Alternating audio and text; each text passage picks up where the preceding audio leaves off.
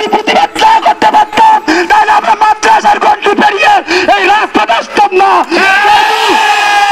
আপনারা থামেন, যেহেতু রাজপথে এসেছি সুতরাং এই রাজপথে কোনো বিপ্লব চলাচল করতে পারবে না। আমাদের দফা, আমাদের দাবি আদায় না হওয়া পর্যন্ত কোন সাধারণ গাড়ি, কোন প্রশাসনিক গাড়ি, কোন রাষ্ট্রীয় গাড়ি, কোন পারিবারিক গাড়ি, কোন ধরনের যানবাহন চলতে দেওয়া হবে না, হবে না, এটাই স্পষ্ট ঘোষণা।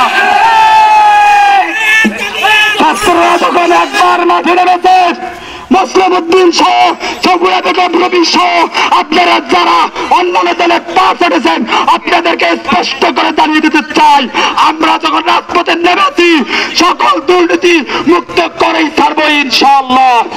এর আগে আমরা এই রাজপথ ছাড়বো না, ছাড়বো না।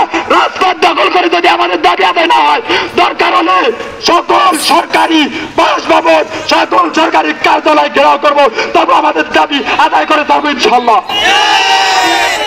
কোন প্রকার গাড়ি আসতে দেওয়া হবে না, কোন গাড়ি আসতে দেওয়া হবে না, কোন গাড়ি আসতে দেওয়া হবে না। প্রিয় শিক্ষার্থীবৃন্দ, আমাদেরকে অতি উৎসাহিত বলে কোন ধরনের বিশৃঙ্খলা করা যাবে না। আমরা কোন জায়গায় হামলা, কোন